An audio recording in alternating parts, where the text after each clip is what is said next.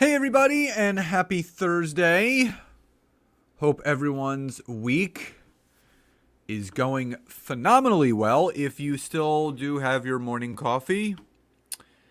As always, I invite you to enjoy it with me. Grab a pencil, grab a pad of paper, take some notes, and what we are going to be diving into today is why you should be doing at least one LinkedIn poll per week.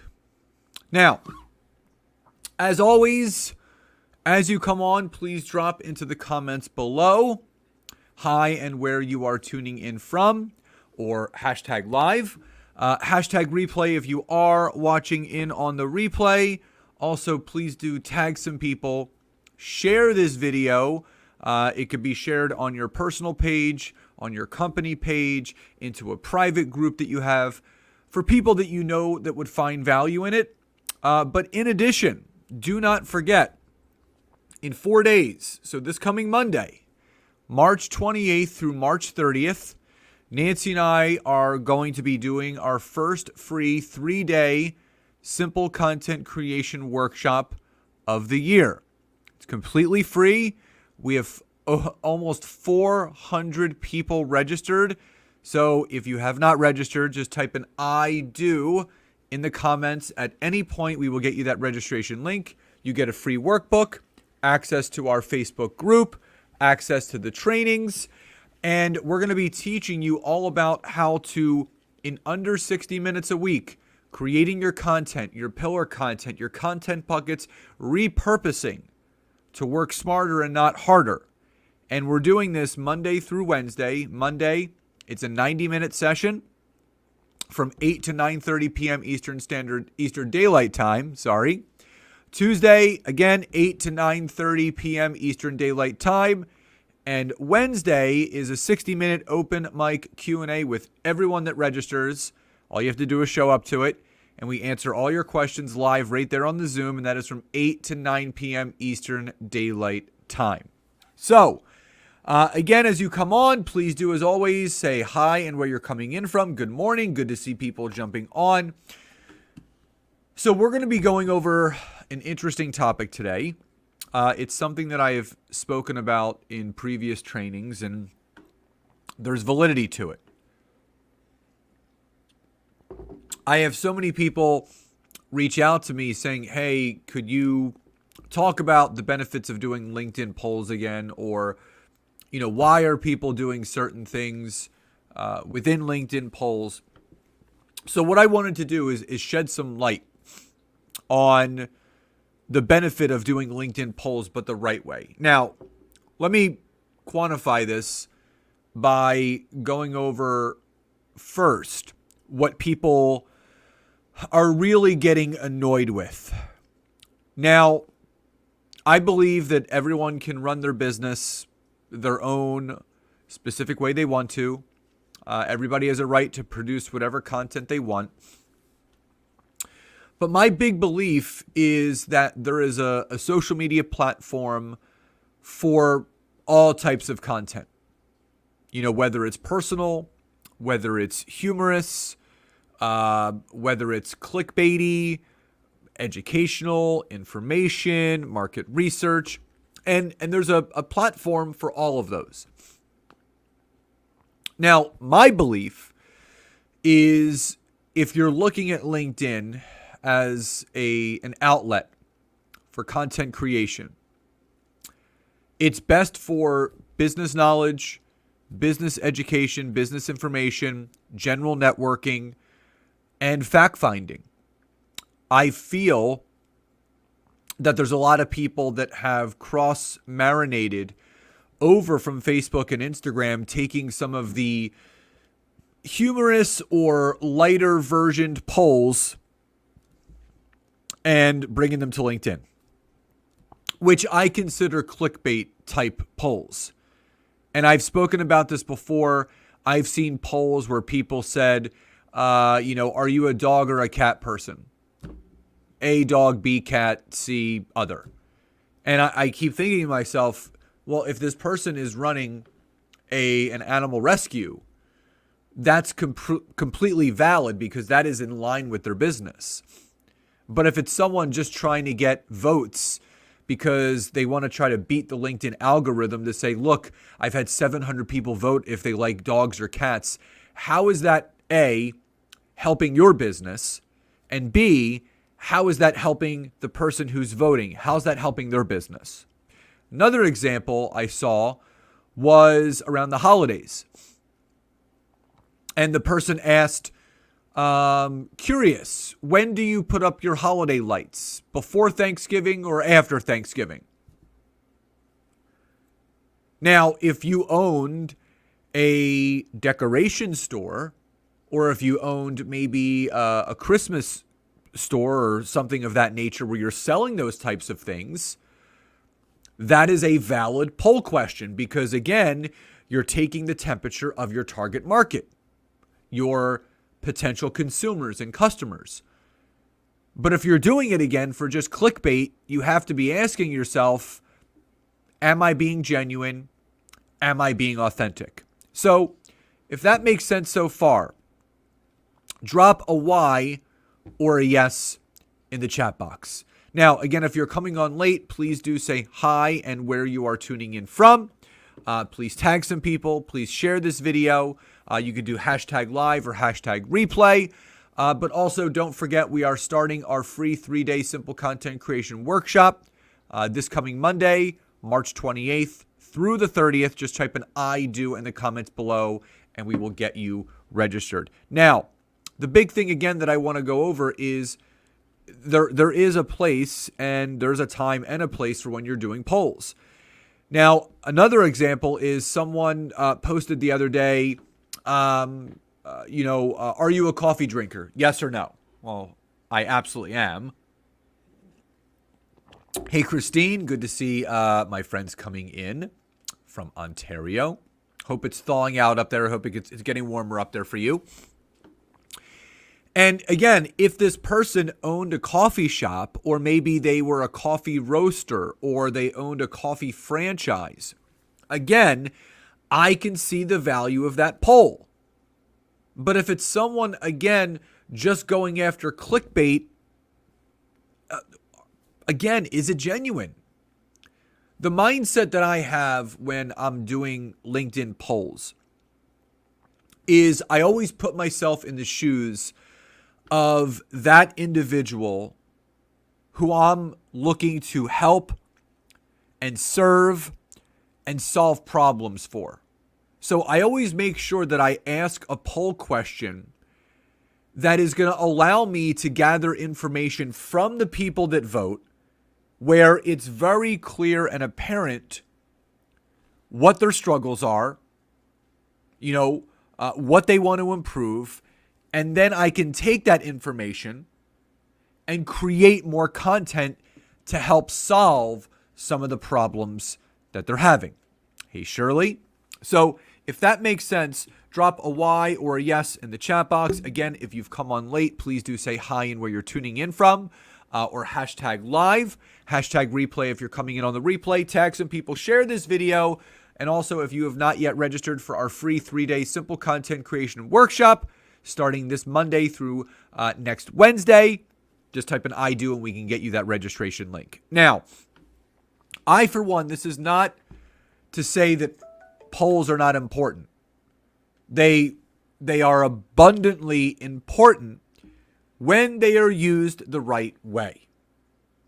Now, I'm going to give you some examples of, or 3 specific reasons why you should be conducting at least one poll question a week. Now, type Y or yes in the chat box if you are doing at least one poll question a week. So comment below Y or yes if you are currently doing at least one poll question a week. Or N or no if you're not. Both completely fine.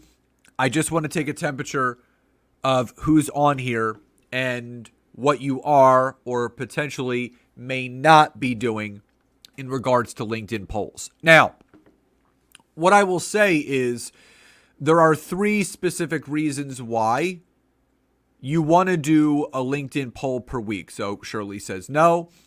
And again, that's completely fine. But poll questions, and Christine says no. Okay.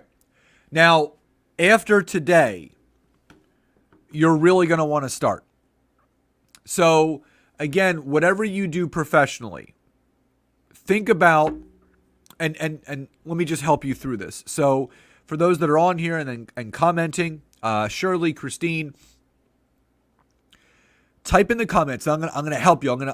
By what you type in the chat box, I'm gonna give you some examples. So type in the chat box the biggest problem that your ideal client or customer has.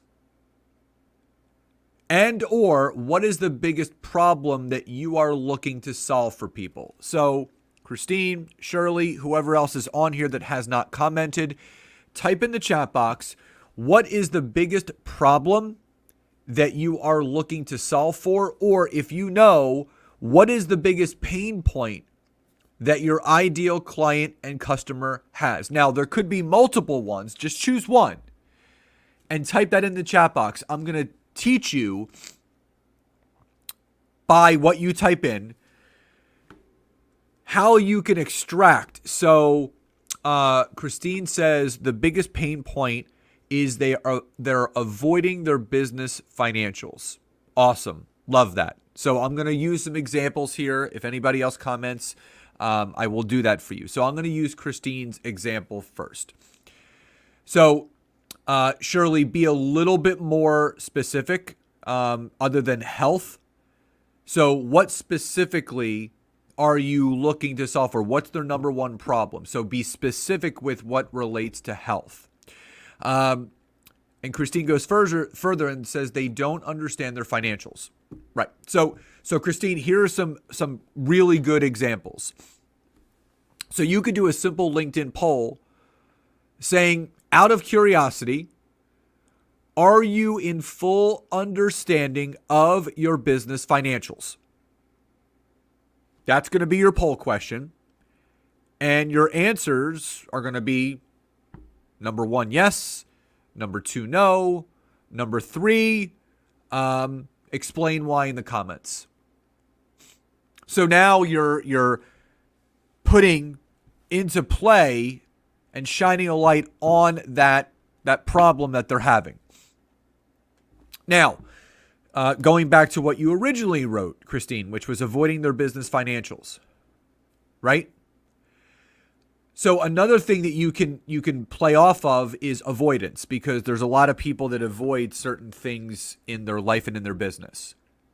So something that you can say, Christine, is this. Which of the following do you find yourself avoiding most in your business? First answer is business financials. Number 2 could be retention/recruitment. 3 could be benefits. 4 could be other. Comment below. So if that makes sense, Christine, drop a Y or a yes in the comments below. So you're thinking about what the pain point that your ideal client or customer is having, and you shed some light on it. And then someone wrote, they don't know their strengths and weaknesses to move forward. So I'm not sure who wrote that, just because it's coming up just Facebook user. Whoever typed that in right here, go a little bit deeper. So who are they? And does strengths and weaknesses, does that relate to life or business? Who is your ideal client? Shirley said fitness workouts. So Shirley, my question would be, what is the pain point around fitness workouts? Do they not know what to do?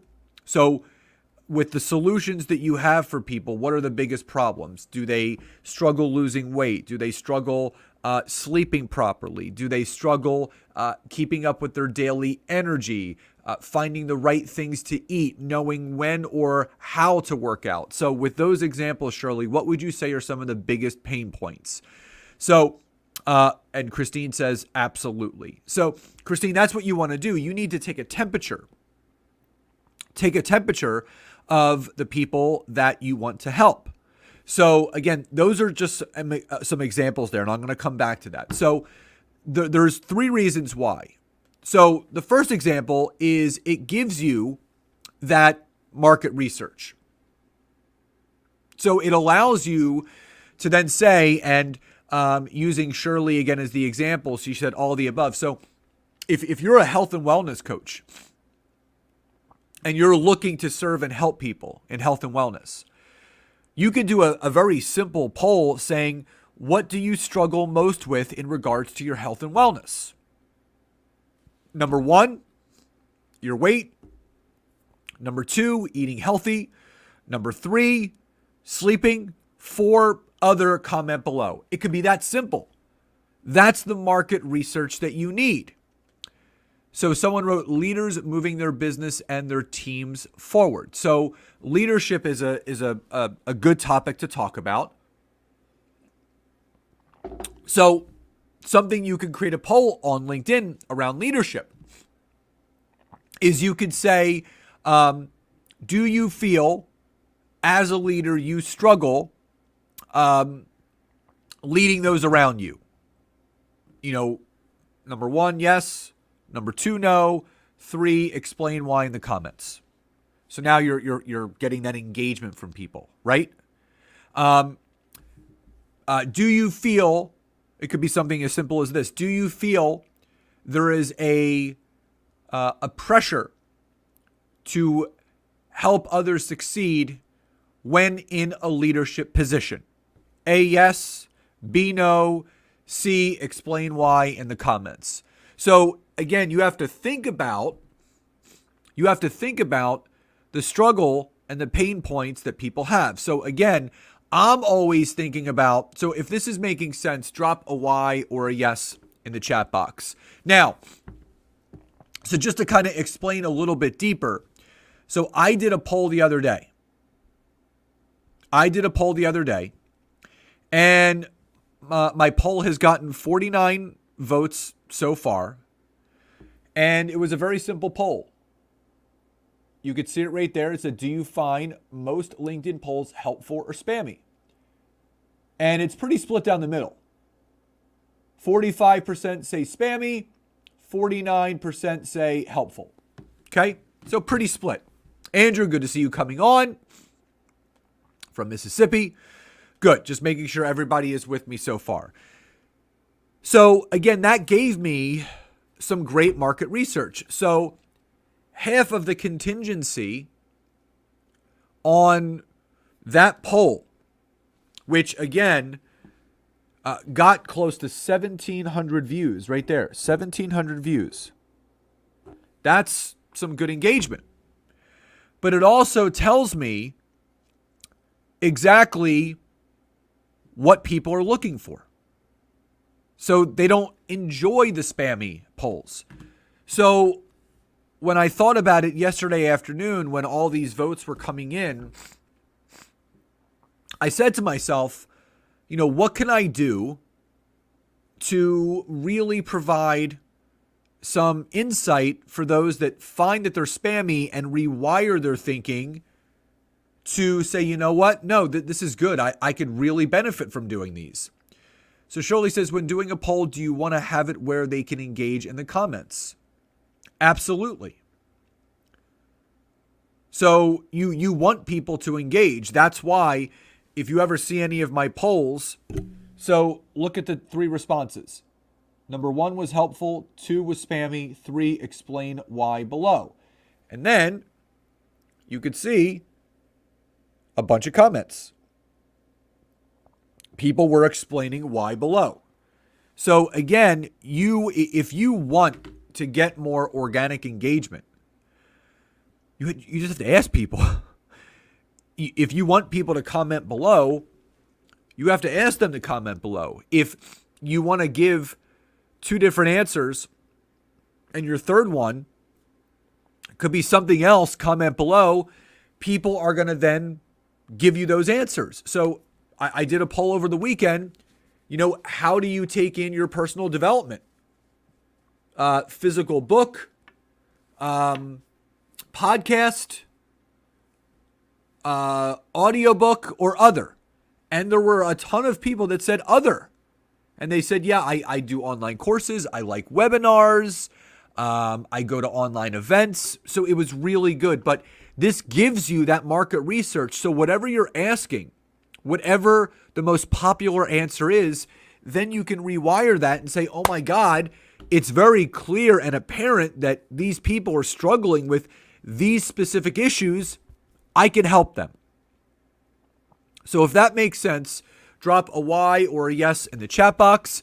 Again, if you've come on late, please do say hi and where you're tuning in from, or hashtag live, hashtag replay if you're watching on the replay. Tag some people, share this video, and drop an I do if you would like to register for our free 3-day simple content creation workshop that begins this coming Monday to join the 400 plus other people that will be attending with us. Now, so that's number one.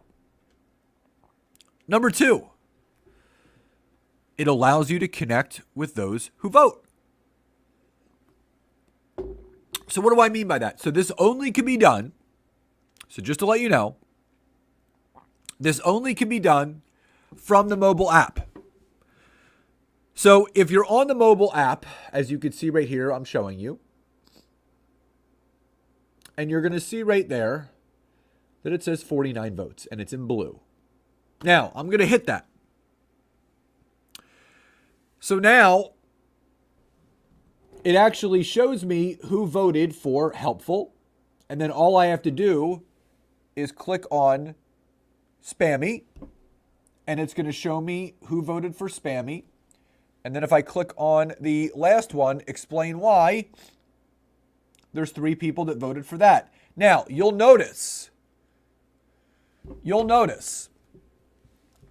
that there is a blue arrow next to those people, which means I can actually click on that blue arrow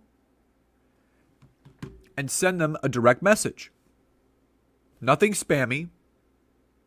So if I ask a specific poll question and one of the responses is a clear solution, so it's a very, very big pain point that my ideal clients have.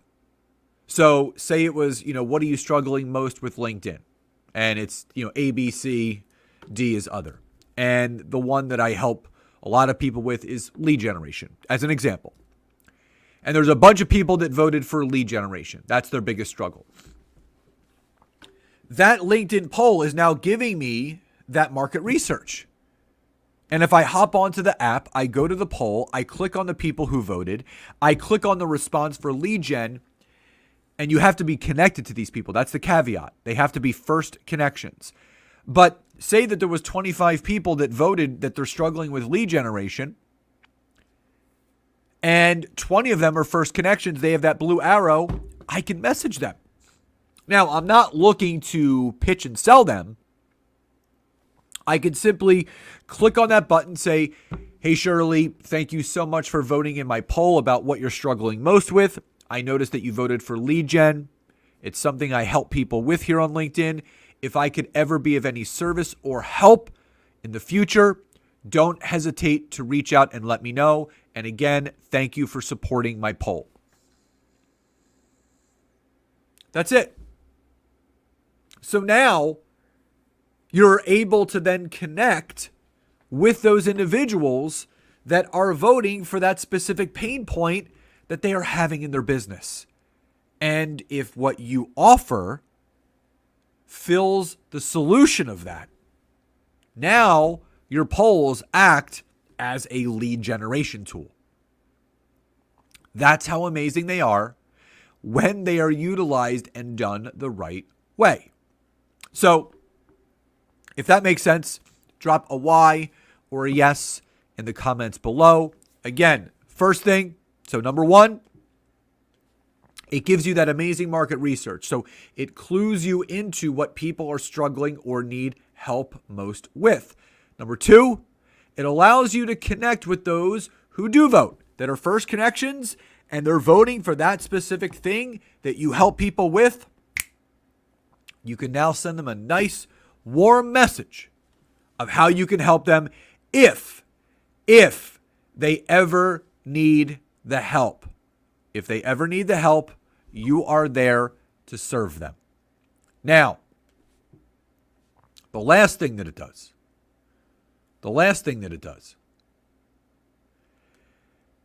it qualifies people for your product, service, or program. It's an automatic qualifier. If you're looking to attract people to your business, if you're looking to serve people in a more meaningful way, you got to qualify people not only for their time, but for your time as well. And LinkedIn polls are a great way to do that. And reason being is if someone is stepping forward and saying, yes, Shirley, I'm struggling with my weight loss. Yes, Christine, I'm struggling from understanding my business financials. Yes, I'm struggling with how to lead my team better. They are literally giving you an SOS that I need help. And now that is someone that you can nurture. That is someone that you can pour value into. And again, you're not trying to go after them. You're not trying to pounce on them. You're not trying to spam them. You're looking to then build the know, like, and trust. Right? It takes a few touches for that person to say, you know what? I could really benefit from what they have. And again, when you are taking that market research, and so say someone is struggling with one specific area of leadership, and you start creating and crafting content that is geared towards their solution. Now you're dripping on them. You're giving them a little bit of a taste of how you can help them. So an example of that is when you start qualifying these people, when it's just reaching out and saying, thank you for voting. I know you voted for this. If I can be of any help, let me know. And say that they, again, they voted for lead generation. Now what I can do is I can do a post. I can write an article, right? I can add an addition to my newsletter. I can do a video on 3 tips of how to create leads online. So that person that it's now engaged with you, that has let you know, here's what I'm struggling with, now you're giving them some free advice. You're giving them some business advice of things that they can do to move the needle of their business moving forward without charging them a thing. No one buys anything from anyone that they don't know, like, or trust. Everyone is looking to get to the sale as quick as possible. I'm sorry, this is the long game. The people that build the best relationships with the people that they're connected to are the ones that are going to have the greatest amount of business opportunity. That's why LinkedIn polls done once a week are so beneficial, because everyone wonders, why are people not buying from me? Why are people not reaching out to me? Why do people not want what I have to offer? Well, maybe you don't know what you should offer them. Maybe you don't actually know maybe you're assuming that what you have is what you think they need instead of asking someone what they want. That's the big differentiation. Most people that are marketing a product, a good, or a service, you are throwing it in people's faces because you think that's what people need. People don't buy things they need. They buy things that they want.